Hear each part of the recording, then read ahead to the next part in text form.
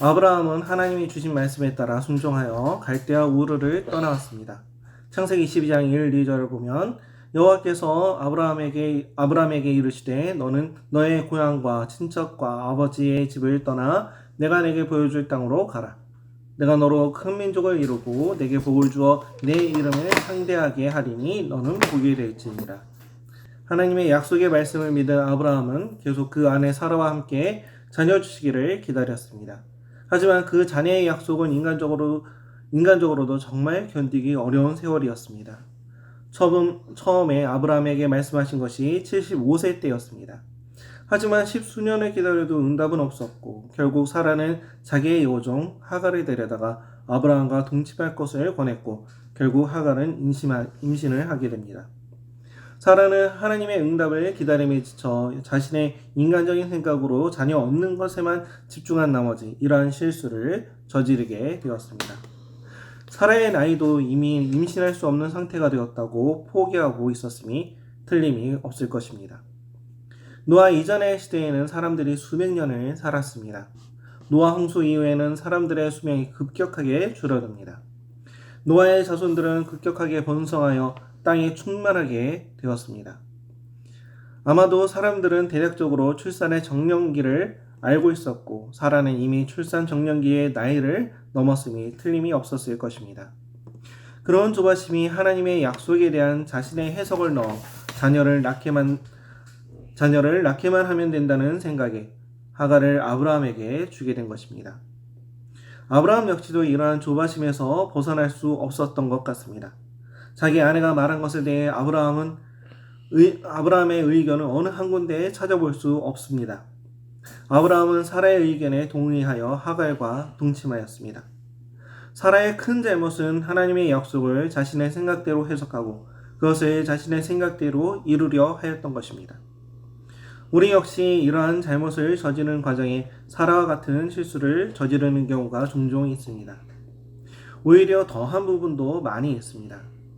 기도 제목을 갖고 기도하며 하나님 앞에 응답을 기다리지만 자신이 좋은 대로 결과를 정해놓고 기도할 때가 많이 있습니다. 또 자신의 뜻대로 해놓고 그것을 하나님의 응답이라고 말할 때도 많이 있습니다.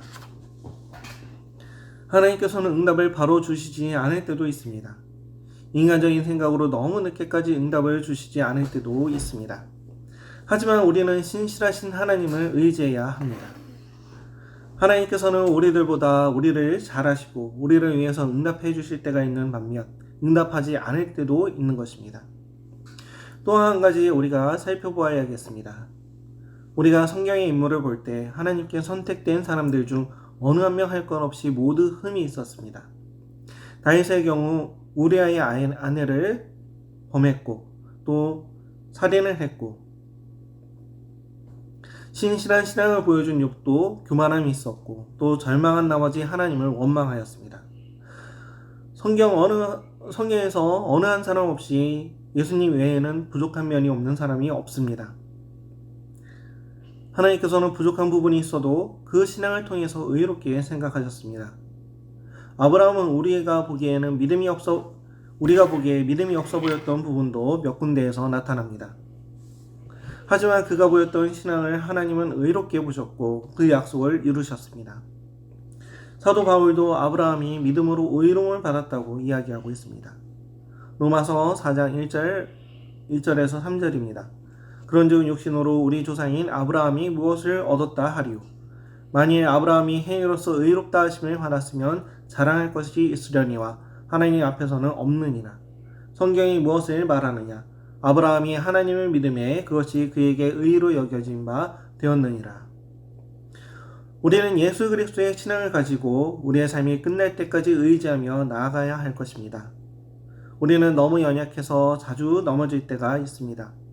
하지만 그때마다 우리의 죄로 인하여 하나님 앞에서 멀어지는 것이 아니라 예수 그리스도의 십자가의 보혈을 의지하며 하나님 앞에 더 가까이 나아가야 할 것입니다. 아브라함이 하갈과 동침하여 아이가 생겨 사라의 생각대로 하갈이 낳은 아기를 하나님이 약속한 자녀로 키울 생각이었지만 하나님은 전혀 틀리셨습니다. 아브라함과 사라 사이에서 낳은 자녀만 약속의 자녀가 될 수 있었습니다. 사라가 아기를 낳지 못해서 약한 믿음으로 아브라함에게 하갈을 주었지만 오히려 임신으로 인해 사라는 하갈에게 무시받는 일로 인해서 오히려 더욱 상심하고 하갈을 내쫓을 것을 아브라함에게 요구하게 됩니다. 하갈은 종이었음에도 불구하고 아브라함의 자녀를 갖게 됨으로 인해 자신이 부인의 위치에 있다고 교만하게 된 것입니다. 사라는 자신이 아브라함에게 하갈을 준 것을 후회했습니다.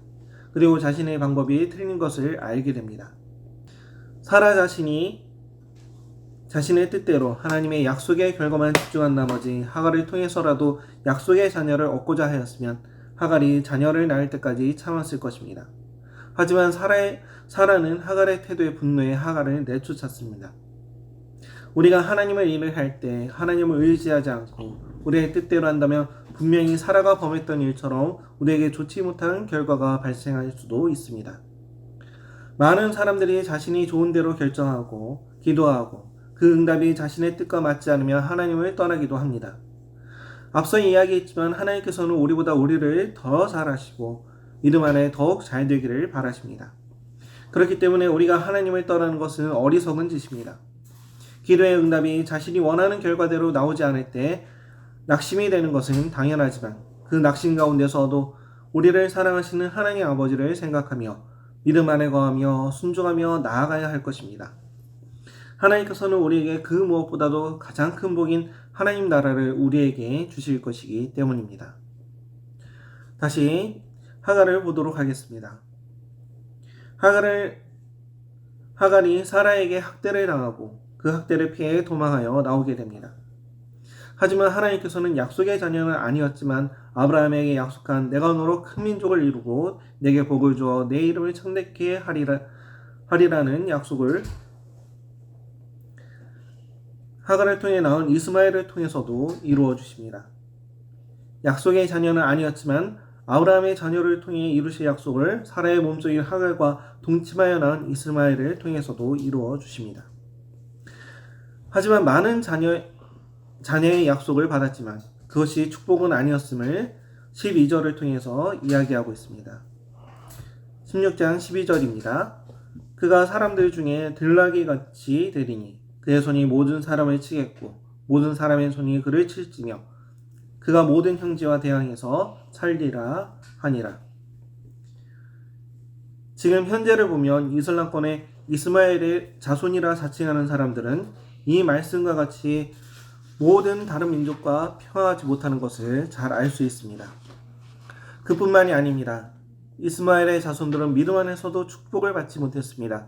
갈라디아서 4장 22절부터 31절 말씀입니다. 기록된 바 아브라함에게 두 아들이 있으니 하나는 여종에게서 하나는 자유있는 여자에게서 났다 하였으며 여종에게서는 육체를 따라 났고 자유있는 여자에게서는 약속으로 말미암았느니라. 이것은 비유니 이 여자들은 두 언약이라. 하나는 신의 산으로부터 종을 낳은 자니 곧 하갈이라. 이 하갈은 아라비아에 있는 신의 산으로서 지금 있는 예루살렘과 같은 곳이니 그가 그 자녀들과 더불어 종노릇하고 오직 위에 있는 예루살렘은 자유자니 곧 우리 어머니라. 기록된 바 잉태하지 못하는 자여 즐거워하라. 상고를 모르는 자여 소리질러 외치라. 이는 홀로 사는 자의 자녀가 남편 있는 자의 자녀보다 많음이니라 하였으니 형제들아 너희는 이삭과 같이 약속의 자녀라. 그러나 그때 육체를 따라 난 자가 성령을 따라 난 자를 박해한 것 같이 이제도 그러하도다. 그러나 성경이 무엇을 말하느냐? 여종과 그 아들을 내쫓으라. 여종의 아들이 자유있는 여자의 아들과 더불어 유업을 얻지 못하리라 하였느니라. 그런즉 형제들아 우리는 여종의 자녀가 아니요 자유있는 여자의 자녀니라.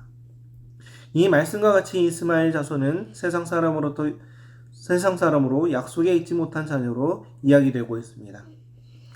즉 우리가 하나님께 소망을 두고 응답을 기다리지만 나의 뜻대로 하나님의 응답을 마음대로 결정을 행하면 그것은 우리가 불신앙 가운데 있다는 것입니다. 또한 모든 죄악 역시 같습니다. 우리가 죄를 범할 때에는 불신앙에 있는 것입니다. 갈라디아서에서는 우리에게 이와 같이 말하고 있습니다. 4장 29절부터 30절입니다. 그러나 그때의 육체를 따라 난 자가 성령을 따라 난 자를 박해한 것 같이 이제도 그러하도다. 그러나 성경이 무엇을 말하느냐? 요종과 그 아들을 내쫓으라. 요종의 아들이 자유있는 여자의 아들과 더불어 유업을 얻지 못하리라 하였느니라. 우리는 이 불신앙에서 벗어나야 합니다. 우리는 죄악에 빠지기 쉽습니다. 예수 그리스도를 믿음에도 연약한 육체를 입고 있는 이 상태에서 우리는 쓰러지기 쉽습니다. 하지만 예수 그리스도가 흘려주신 십자가의 보혈을 의지해 하나님 앞에 나아갈 수 있습니다. 그러기에 우리는 우리 안에 있는 불신앙의 고리를 없애야 합니다. 갈라디아서의 말씀처럼 우리 안에 있는 불신앙을 내쫓아야 합니다. 사라의 불신앙으로 하나님의 약속을 자신의 욕심으로 이루고자 했던 일로 인해 사라는 많은 고통을 당했습니다. 자신의 몸종으로부터 무시를 당하였고 이삭이 태어난 이후에는 사라의 몸에서 낳은 아들 이삭은 하갈의 아들 이스마엘에게 괴롭힘을 당했습니다. 이스마엘을 내쫓긴 했지만 그 결과는 4천년이 지난 지금에도 영향을 미치고 있습니다.